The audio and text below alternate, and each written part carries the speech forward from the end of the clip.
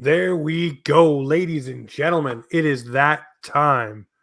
Yes, the NHL kicks off their season tomorrow.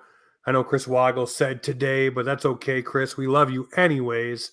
The NHL is back in our lives tomorrow. Maple Leafs back Wednesday night.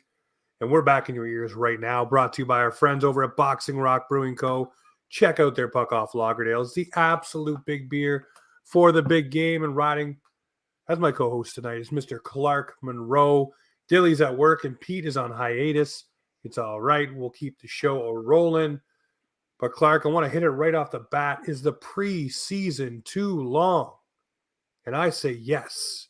I think you need to shorten it. I don't really agree with what Pierre LeBrun said about bringing the season and ending it in May. I like having the Stanley Cup around my birthday. It's just a personal thing. I know, it's keep playing that hockey around my birthday. There's no problem. Eventually, it'll have to line up with a Leafs Cup on my birthday. That's what I'm thinking is going to happen. But the preseason itself, I do agree. Shorten it up. Add a couple extra games. We know expansion's coming. So figure it out now while you have the opportunity. Shorten up that preseason. Tighten it up. But what do you think, Clark?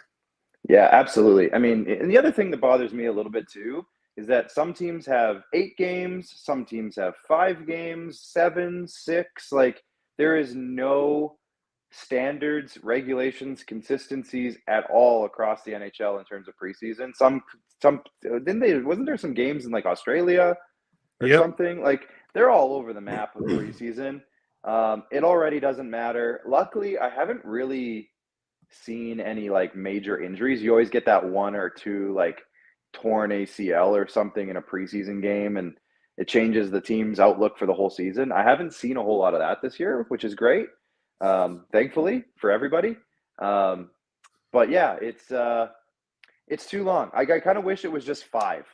Everybody does 5. You pick 5 games or whatever, get it over with.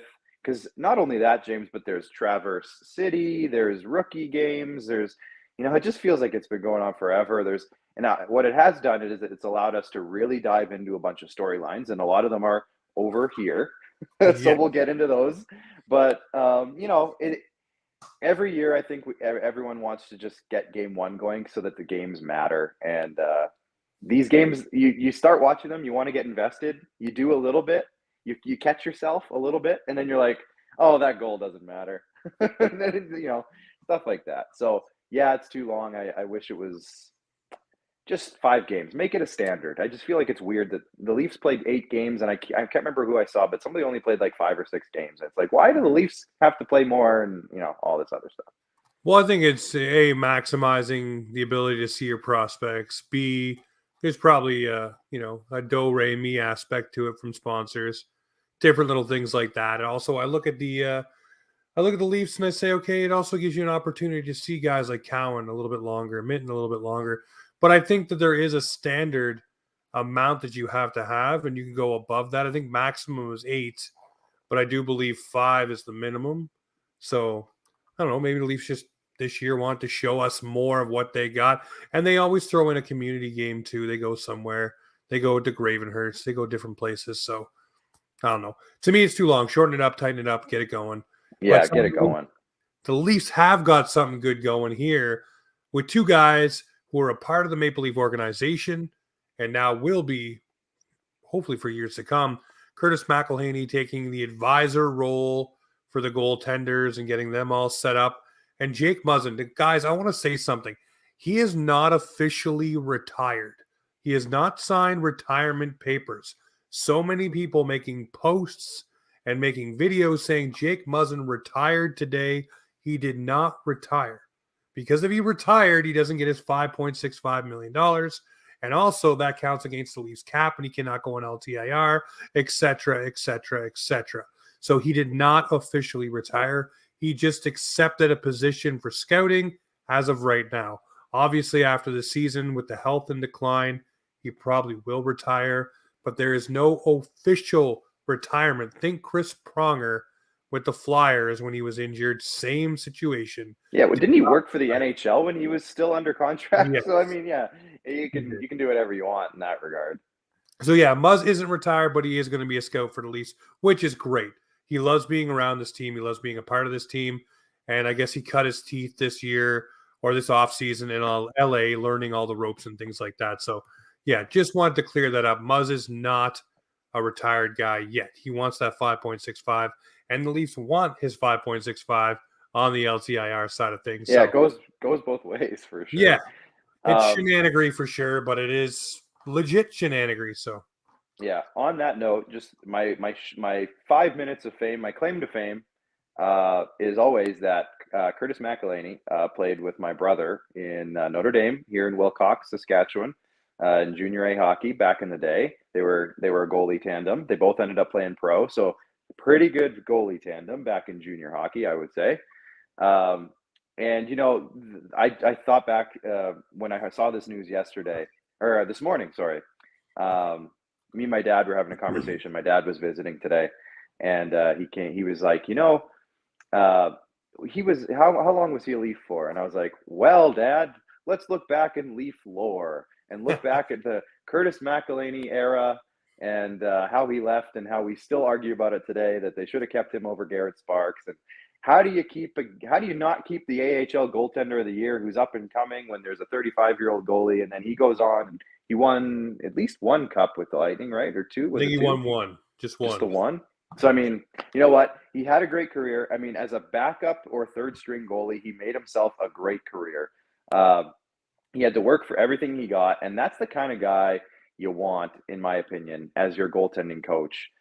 Not a Patrick Waugh, not a Marty Brodeur, a guy who had to adapt, change, and grow his game every single year to just stay in the league.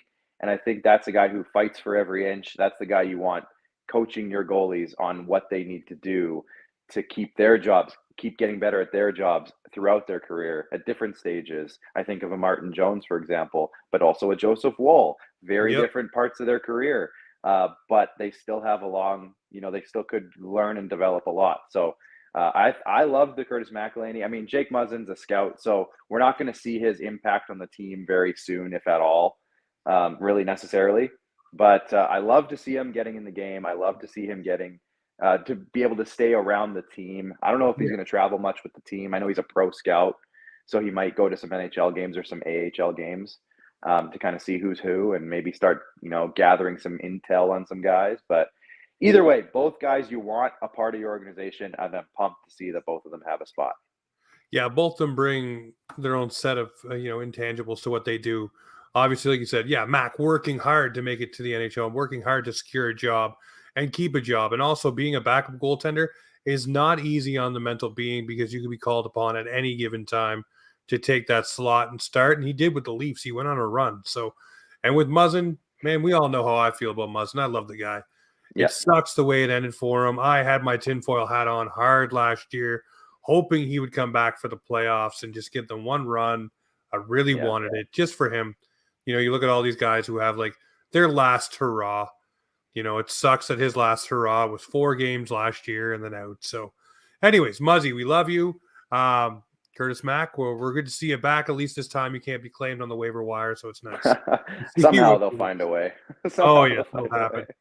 Speaking of finding a way, the Maple Leafs have found a way to free up some cap space, and they get rid of a guy that a lot of people are kind of pissed is gone, and that's Sam Lafferty. And for me, I understand what he brings. Speed, penalty killing, could have a little bit more finish, but you never know if you give him an opportunity with better guys, what does he do? But for me, I look at him and I say, this is a guy who's expendable because you have guys who can do it for A, cheaper, B, you're bringing in Noah Gregor, which we'll talk about here in a couple of moments. You bring in these guys on a cheaper kind of deal. You save that money and every dollar counts. And if Sam Lafferty isn't part of your everyday plans, can you really afford to have him up in a press box at 1.5? Or you try to sneak him through waivers and a team takes him for nothing. At least you recouped an asset. And everybody's like, well, you traded a second for him. No, you didn't.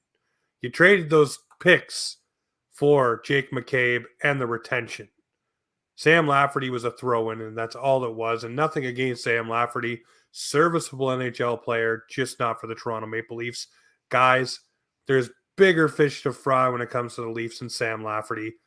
I know we're just gnawing at the bone here to get the season going, because this story having this much life is wild to me. Oh, totally. I mean, I'm going to say it. The fact they got a fifth for this guy when waivers were going nuts is great. It's great. Like, kudos to Brad Treliving for getting a fifth-round pick for a guy who would have just been yanked off waivers, because that's what it would have been. And, Sam Lafferty is a productive player. He has skills to contribute in different scenarios. Penalty killer, he would have been a great penalty killer. He's got some speed. He does a little forechecking. Not the most physical, but has some physical elements to his game.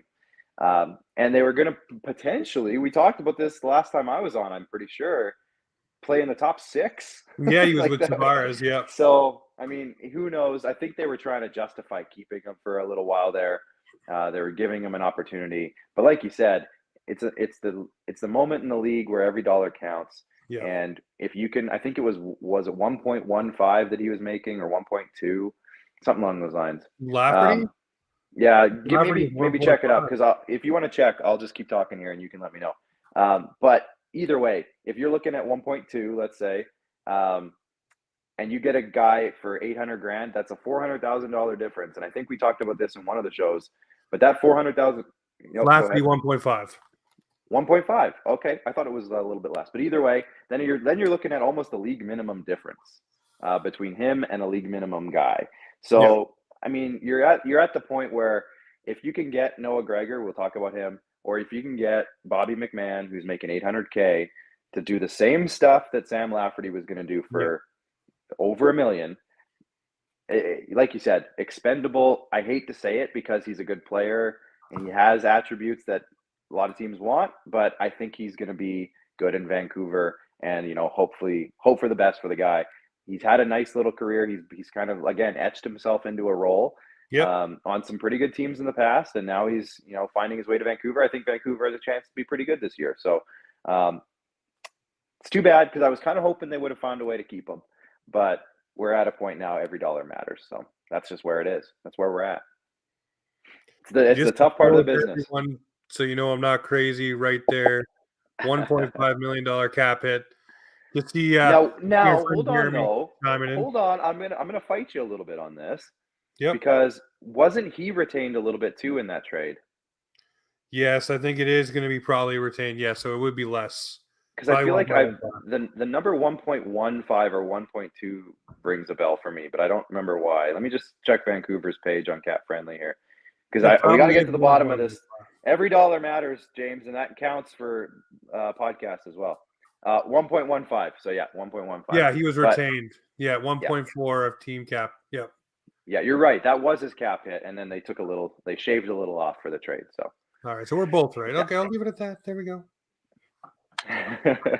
Listen, you know what, Vancouver fans, you'll enjoy him. Obviously, he's a player that can be serviceable in your lineup. As I said, and he's gonna be fine.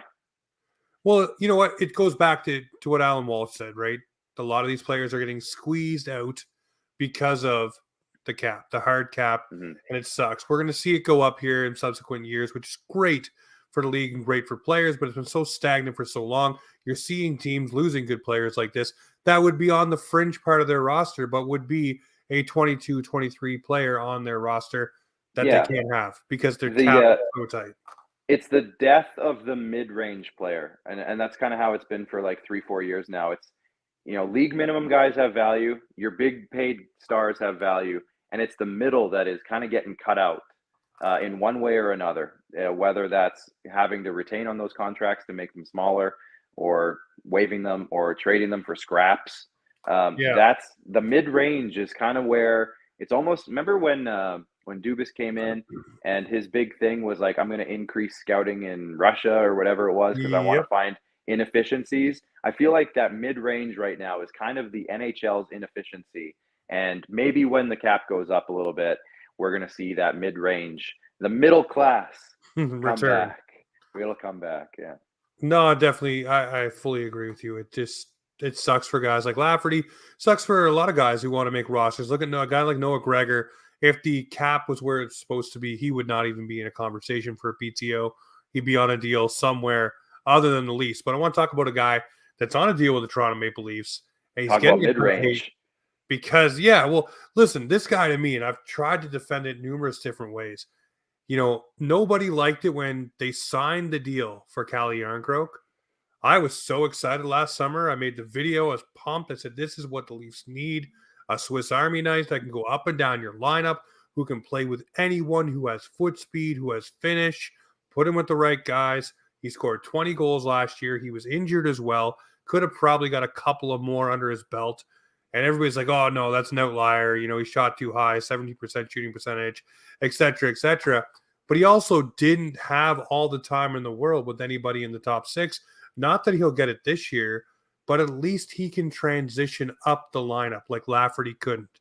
He can hang with the Matthews and Marners with speed.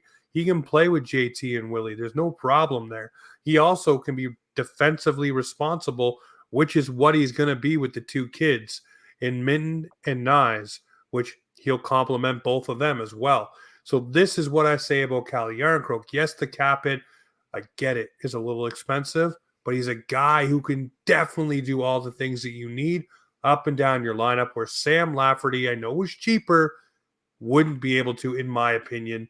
And I like the fact that he got 20 tucks last year, and he's probably going to want to do better this year. And if he's healthy for all 82, I told everyone, I think it's going to be 25 goals for Sam Lafferty. Or sorry, not Sam Lafferty, Calle Jarnkrok this year. Yeah, well, maybe in Vancouver, Sam Lafferty, who knows? But we talked about this when he signed, and I think I was on Team James with this. Look at his career every single year since 2015. This is his goal totals: 16, 15, 16, 10, 15, 13, 12, 20. The guy is the epitome of consistent in this league, and he's going to get you between 30 and 40 points every single year. And really, and again, we talked about the death of the mid-range player. $2.1 million is not exorbitant. Like, that's not a crazy amount of money for a guy who, like you said, can be anything you tell him to be. That's a valuable player. And, we talked about, again, death of the mid-range. That's just kind of, it's also, the stars are stars. The league minimum guys are like your workhorses, and everybody loves those guys because they're fighting for their contracts and they're fighting whatever. But as soon as you enter the mid-range level, anything over $1.2 million, that becomes now, for fans, for some reason, the window of being able to hate a guy. And I think of Justin Hall. I think of Alex Kerfoot when I say this. I think of those guys who make somewhere between $2 and $4 million that just because they make a little too much money in your mind because they're not league minimum, you hate them for some reason. And you can't like them because they're making just a little too much money in your perspective. And so I think that's maybe where Calle Jarnkrok is coming in. And he makes less than Kerfoot. He makes just as much as Justin Hall. Guess who he is this year? He's I said the new it to you guys Kerfoot in the offseason. I said this year, Calle Jarnkrok is now going to be the Kerfoot because he makes too much money and he's $2.1 million. And we don't have Kerfoot to complain about anymore. Well, excuse me, if he scores 20 goals at 2.1, I'm okay with what you're doing. If he takes a few draws as a right-handed shot, if he penalty kills, if he can jump up in the lineup if he has to, like, what are we talking about here? Why are we upset about this guy?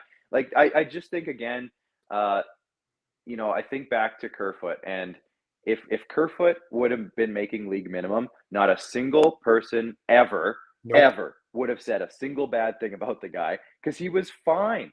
But and you know what? I'm guilty of it as well because for a couple of years on TikTok videos and stuff like that, he was in every trade. But that's because he was the only tradable contract that the Leafs really had. Well, he made $3.5 million. That was the problem. Yeah. We said it so many times. If his cap hit was less, even $1 million less, the mouths would have closed a whole lot more. Mouths would have closed, but I guess the problem is, and again, I'm guilty of it because I perpetuated it a little bit.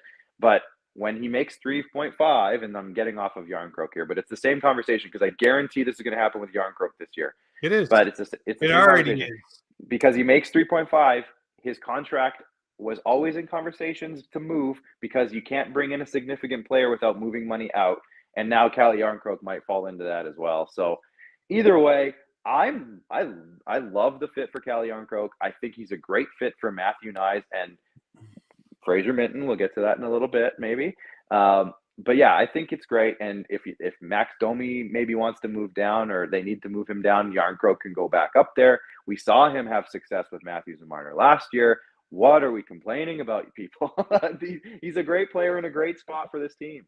Listen, we look for players like this. This is the guys that Yes. you want in your squad that help you during the playoffs and different things, who can fill in at key times. And he can do this. I don't know why we need one of these every year where it has to be, all right, this is the guy we hate just because we Yeah. have to. Now, remember too, last year, the hype around Sam Lafferty, because he made a little bit, 1.5 million, Mhm. and the value there, and he can play such a good role. And then we got him, and everyone's like, why did we get him? It's like, you were just hyping him up like 2 seconds ago as this great analytical darling. And then, you get him, and all of a sudden he falls into that mid range where everyone's like, well, he's making a little bit too much money. Come on, like, we got Yeah. to just put the cap up, get rid of the hard salary cap. I'm tired of the conversations about these guys. They're good players. 2.1 is not going to hurt the Leafs, Yeah. and he's going to fill a big role for this team. You need guys like him. Let's move on to Noah Gregor.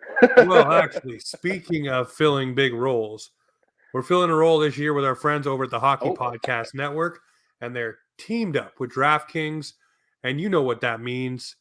The NFL season is going strong, and DraftKings Sportsbook is hooking new customers up with an offer that's even stronger. Bet $5 on any game this week and score $200 instantly in bonus bets. And DraftKings isn't stopping there. All customers can take advantage of a sweetener offer every game day this October. Get in on the action. Download DraftKings Sportsbook app now. Use the code THPN. New customers can score $200 instantly in bonus bets when you bet 5 on the NFL. That's code THPN only on DraftKings Sportsbook, an official betting partner of the NFL. The crown is yours. Gambling problem? Call 1-800-GAMBLER or visit www.1800gambler.net. In New York, call 877-8-HOPE-NY or text HOPE-NY 467-369. In Connecticut, help is available for your problem gambling. Call 888-789-7777 or visit ccp.org. Please play responsibly on behalf of Boot Hill Casino and Resorts. KS, license partner, Golden Nugget, Lake Charles, LA, 21 plus. Age varies by jurisdiction, void in Ontario. Bonus bets expire 168 hours after issuance. See sportsbook.draftkings.com/football for terms and eligibility and deposit restrictions, terms and responsible gaming resources. So check out our friends DraftKings and use the code THPN to get in on the fun. Yes. So to switch to the fun is yes. Noah Gregor. This guy right here looks like he's going to be a physical player, a player who can help with the cycle with Reeves in camp, really hem the other team in, not afraid to lay the body, not afraid to block shots, a definite guy you want on your fourth line. And I said it to you guys in our group chat, and this was, I think, the third preseason game. It really seemed like Keefe already had what is going to be his fourth line. And it was Gregor, it was Kampf, and it was Reeves. And it's been that all preseason. He's got them together. They're in a rhythm already. So to me, Noah Gregor to sign, it looks like a foregone conclusion, especially today. He's doing charity work with the Maple Leafs at Covenant House, helping out, being there. Obviously, it just needs to get done and rubber stamped, which will be a move in, move out. But give me your thoughts on Noah Gregor, Clark. Obviously, we've got to see him here. We got to see what he can bring. And he's got a little bit of a chip on his shoulder, too. Really wants to show, hey, someone gave up on me, and I don't think that was the right thing to do. Yeah, so I have a unique perspective because I actually got to see Noah Gregor in junior quite a bit because he was with the Moose Jaw Warriors and then the Prince Albert Raiders as I was working for the Regina Pats. He did make a stop in Victoria with the Royals, but that was just for a little bit there. And he won a championship with Prince Albert in my last year in the WHL. So he is a guy who, he's a really impressive player. He has a lot of skills. And in junior, like, this was a 30-40 goal scorer in junior. which was a few years ago now. But if you look at him, he got 10 goals last year with with San Jose in just 57 games. He had 10 goals as a depth guy in San Jose. He's got speed. He's got that Western Hockey League blue collar attitude, which again, I think he developed a little bit over time. I don't know if he was always that guy. Like I always bring this up, but I don't think Pierre-Luc Dubois was always that big power forward that he kind of Yep. has made himself into now. I don't think Noah Gregor was necessarily always that hard nosed, like, really getting in the dirty areas and doing all the hard work guy. Because in junior, he was more of a star, which Yep. not all the stars are always that. But I think he's been able to kind of find that within his game and become that guy. And if we're looking at in terms of a guy who can come in and do what Sam Lafferty probably would have done. Yep. I mean, he had 10 goals last year. Sam Lafferty had, what, 12? So, I Yep. mean, you're looking at a guy, a perfect replacement for cheaper than Sam Lafferty. And if you're looking to save $300,000, that's probably what you're doing, because he's probably going to make, I don't know, somewhere between 800 and 900,000, depending on the number that they've landed on. And again, we talked about this just before we went live, but and I'm going to give Steve Dangle a lot of credit because this is where I'm getting it from. Yep. But if you remember last year's situation with Zach Aston Reese's PTO, and Leaf fans, myself included, James, you were in the same boat. We were like, why haven't they signed this guy yet? Like, it's obvious that they're going to sign him. Yep. It's clear. But they waited until the very last day to do it, and they gave him a very weird number. It was like 806 or something like that, like 806,000 or 822 or something weird. And it's because of the LTIR situation that the Leafs are in. They have to maximize the amount that they are able to get relief on that number. And in order to do it, it's all timing. And Brandon Pridham wrote these rules. So that's why I love that he's still with the Leafs, because he knows what he's doing. If you wait till a very certain time and you add money to it to get it exactly to zero at the exact right time, or like within $100 or whatever it's going to be, the salary cap hits, that's the exact number they're going to give Noah Gregor to make it all fit and maximize their LTIR cap relief. Which for Matt Murray, he's coming back for the playoffs.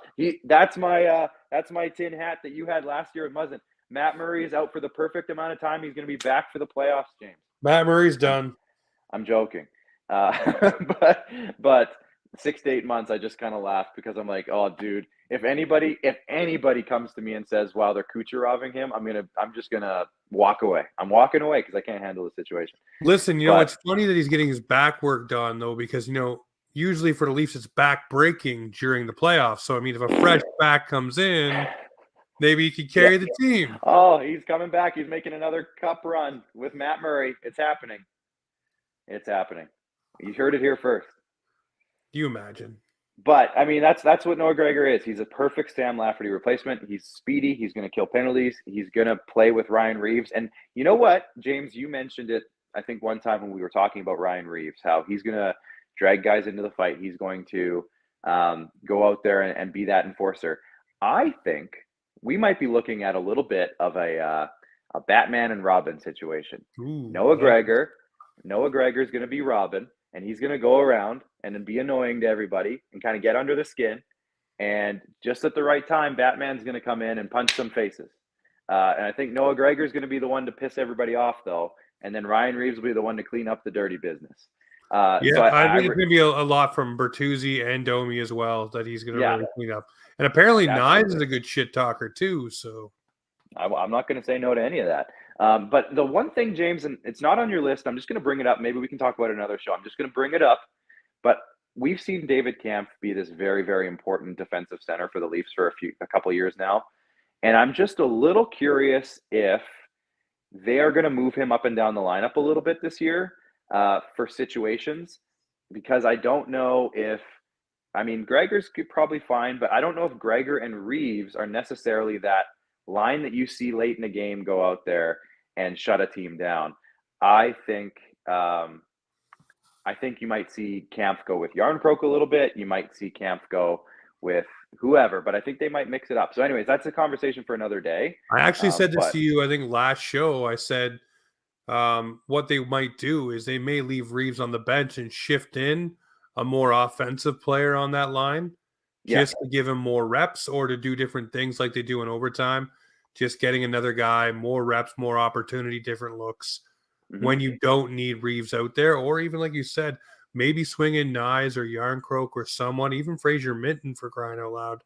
We'll talk about him soon, but you might be able to add a little bit of a different look to that fourth line when you're trying to shut down a game. But we haven't seen Ryan Reeves trying to lock down a game right now with these two yet. So maybe he throws the big hit or blocks the big puck. Who knows? Yeah, I agree. I think there's going to be some mixing. And one quote that I've mentioned before on the show is I heard Sheldon Keefe, or I heard Brad Treliving talk about Sheldon Keefe and how he strategizes and tries to maximize his players each and every night in different situations. So I just feel like this year we're going to see some more in-game adjustments from Sheldon Keefe than maybe we've seen in the past, where we see him go certain lines and those lines get run to death. But I think we might see some more in-game situational switching, especially with a guy like Timothy Liljegren. I think David Kampf is going to be in that conversation, and et cetera, et cetera. So that's what I'm looking at for Sheldon Keefe this year. How's he going to adjust and be a little bit different this year than he has in the past? Listen, Keefe Unleashed, man. I can't wait to see it. I really think it's going to be something different that we've seen. And I think the good thing, too, is he doesn't have to walk anything back. He's going to be allowed to be his own man, and he makes mistakes or says the wrong thing. As a coach, sometimes you got to eat it, move forward, or sometimes you say it and you mean it. And you got to say it and mean it and hold true to it so guys understand that that's not acceptable. So we'll see what happens. But speaking of acceptable, Mr. Easton Cowboy Cowan has been more than acceptable for the Toronto Maple Leafs. And I think he may get a little bit of a nod here. It's going to be a paper thing. He'll be sent back down to junior, of course. We all know that's happening.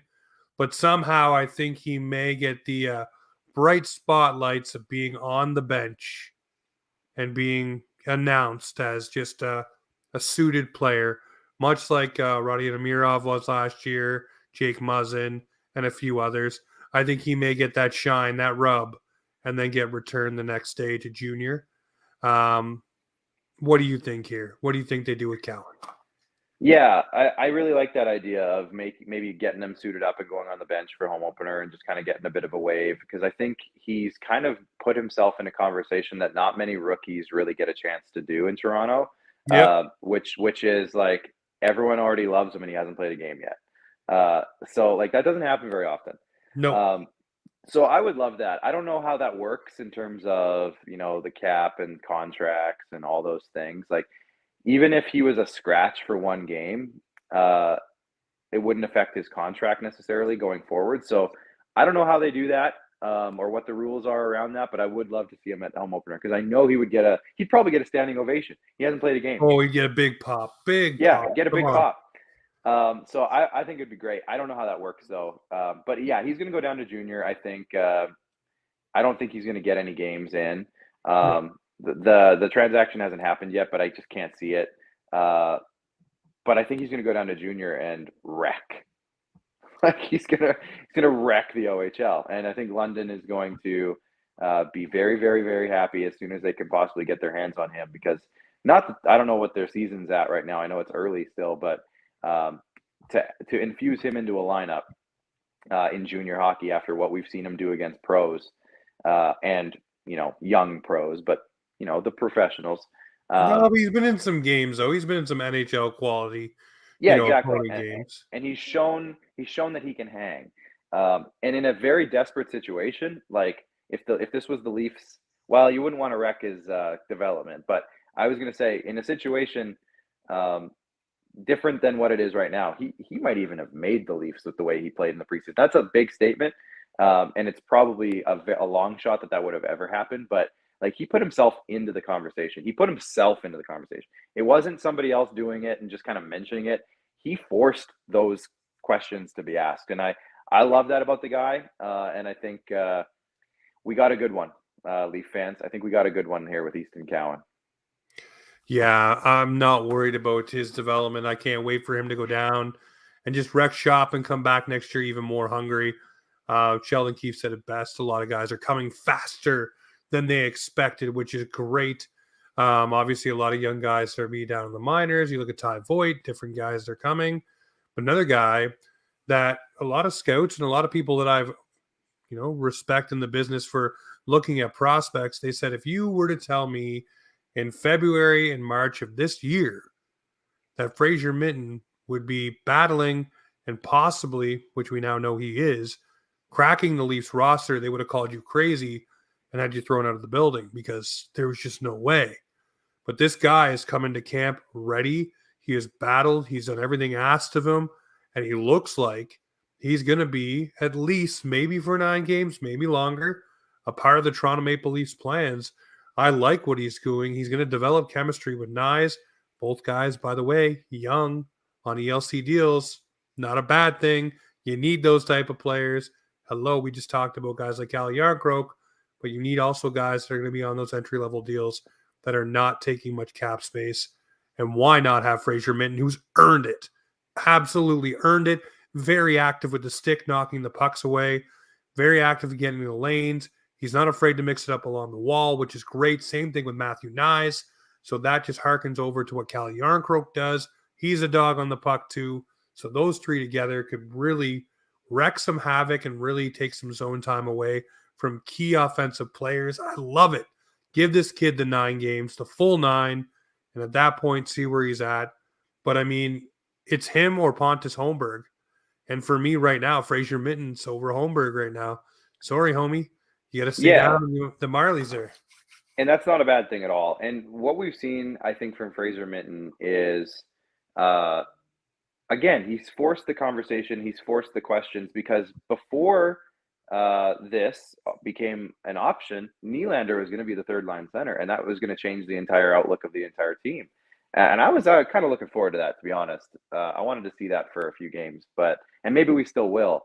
But to have a guy who was a second-round pick last year, not this past draft, the one before, kind of force his way up the depth chart as quickly as he has, impress the scouts as much as he has, the management and the coaching staff as much as he has.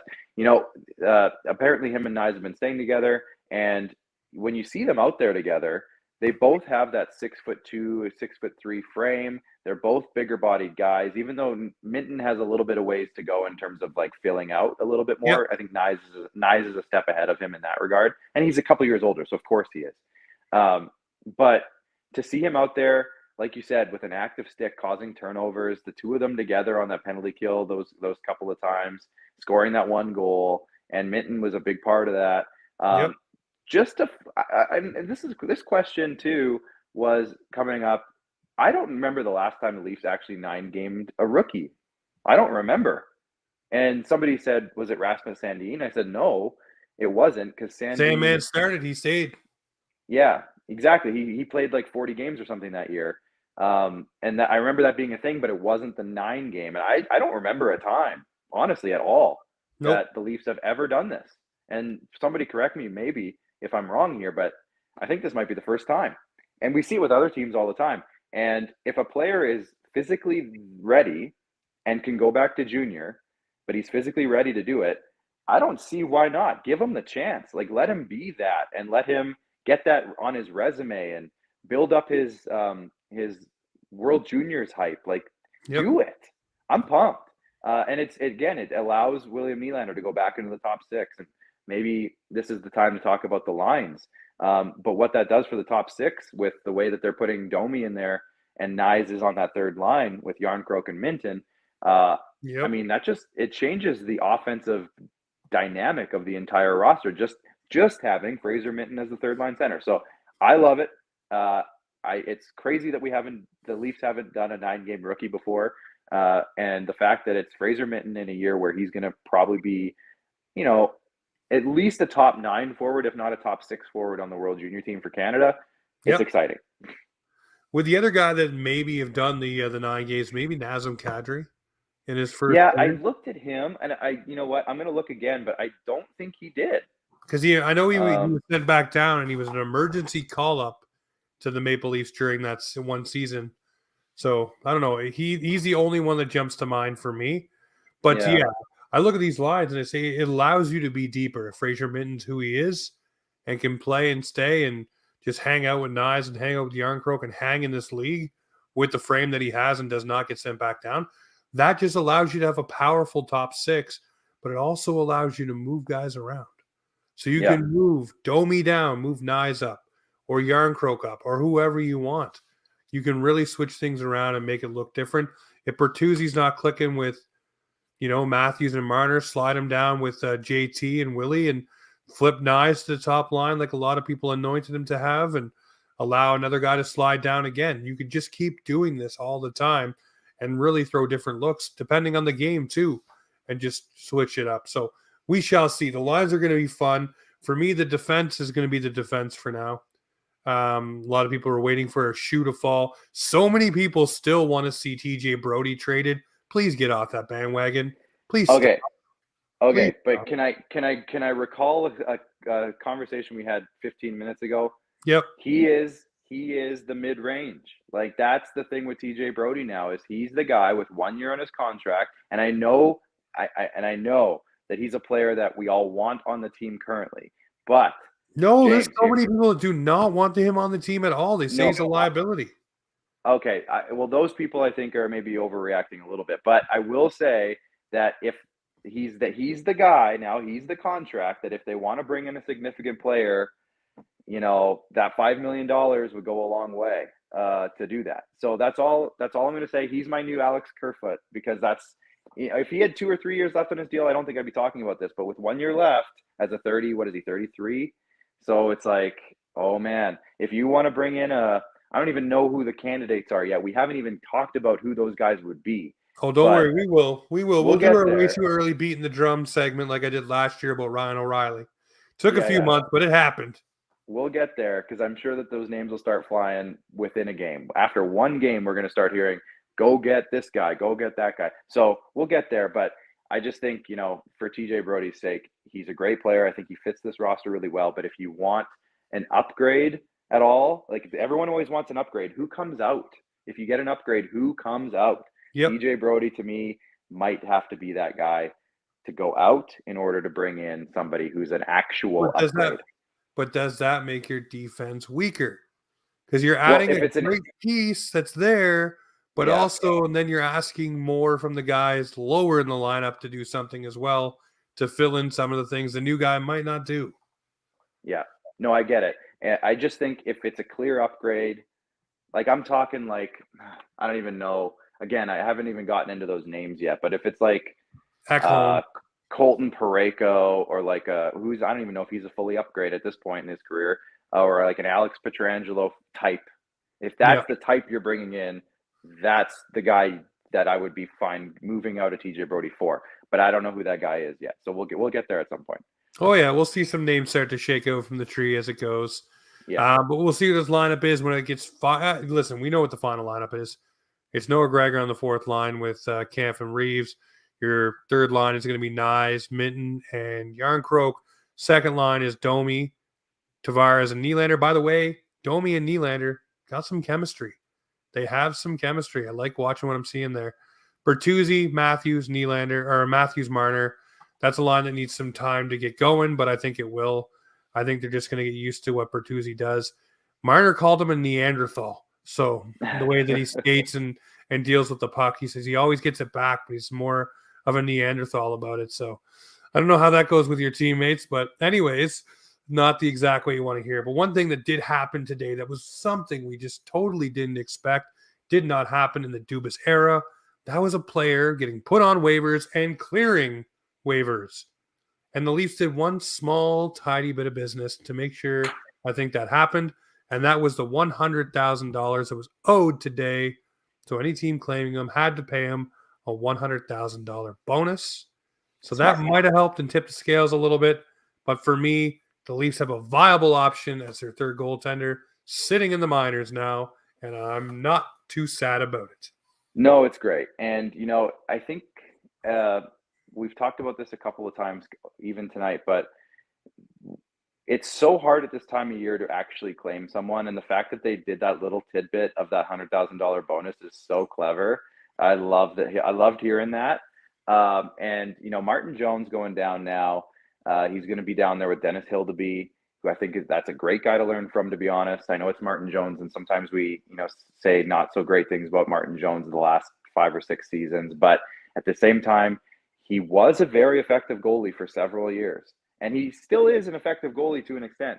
That's why he's in the system now. That's why they brought him in.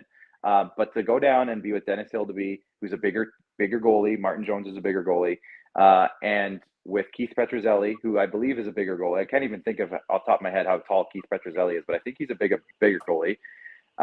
So for those guys to even just be around Martin Jones and learn from him, I think it's great for those guys. Even Vyacheslav Peksa, I don't know what their plan is with those depth goalies this year, but for Martin Jones to be down there working with those guys is only a good thing. And at any given time, they can call him up, and you know what you're going to get at least from Martin Jones. You're going to get a guy who, as a backup goalie last year, won 27 hockey games. Even though his numbers weren't great, he won 27 games. So you know what you're getting out of the guy. And to have that just kind of in your back pocket for when you need it, that's great. That's hugely valuable. And it's great that they were able to hold on to him and kind of just, there was a lot of other goalies on the waiver wire. There was a lot of other players on the waiver wire. And at this point in the season, with everybody clearing out their rosters at the exact same time, it's just a very difficult time to bring anyone else in, because if you bring someone in, you have to put somebody else back on waivers to get rid of them or move somebody down. And not a lot of teams want to do that after they put their guys on waivers. They don't want to have to do it again. No. So I think, and the roster deadline is also like, you have to have your final roster in for game one, essentially. I don't know exactly how it works, but you have to have your regular season roster in, like, to start your salary cap counting at a certain time. And if you bring in a Martin Jones late, you have to like scramble to fix all that stuff. So there's a lot of layers to it. It's all stuff that the regular fan probably does not care about whatsoever, but it's a lot of behind the scenes stuff that the cap geeks and the all the people who write all the rules, they live for this stuff. This is their lifeblood.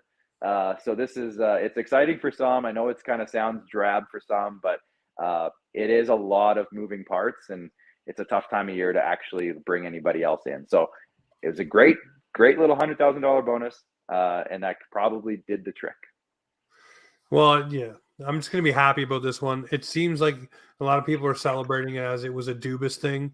People are claiming players because it was Kyle Dubas. Now it hasn't happened yet since he's been gone, and there has been a guy. Pittsburgh didn't get anybody claimed, right? Nobody claimed off Pittsburgh. So it is what it is. Ty Smith, man, that's a guy I think somebody should have claimed. But anyways, if and what's in case. Just quickly, James, if you can allow me to just rant a little bit, just nothing crazy here. But this time of year is always a little bit, not frustrating is not the right word, but I'll say frustrating for now. But just with the amount of guys that do happen to go on waivers who are like first round picks from like 6 years ago, and everyone's like, that's terrible asset management. It's like, this happens every year. If these guys were good enough, they wouldn't be on waivers. So, and also if you have 2 or 3 guys that, like, for example, who is the team? Ottawa, who had Jacob Bernard-Docker, Lassie Thompson, who they got back, by the way, and Sokolov. And everyone's like, terrible asset management. None of them got claimed. I know, but I still think it was terrible asset management. They come out and they're talking in their press conferences this preseason about how these guys are the future, and they're so excited about how close they are, and they want to give them more time to come to fruition. But we signed X and X, and now we don't have the dollars and cents to keep these guys up. So we have to put them on waivers and expose them, even though they may be great parts of our future, which is what I said in my little ranting video about the Senators and their asset management, because it seemed dumb. You come out and you talk so highly about these guys, and then they're on waivers. It doesn't make sense to me. That just didn't make any sense to me at all. Yeah. No, I get it. But I just think at this time of the year, there's always all these players who are like 22 or 3 who haven't usually, in most cases, played more than 10 or 15 games. They haven't cemented themselves as an NHL player yet. There's a lot of hype because they were once hyped, but years have passed, and a lot of these guys either haven't cemented themselves or can't cement themselves because they're just straight up not good enough or not a fit. But I will say the other side of this, for Ottawa, for example, I'd say that's a good problem to have. If you have these guys that aren't good enough and you're getting this much ire, this much talk about these players being on waivers, that Yeah. just means you have better players on your roster. So to me, that's a good problem to have. If you're getting criticized for putting certain guys on waivers, that just means your team is better than those guys. So that's good. That's a good problem.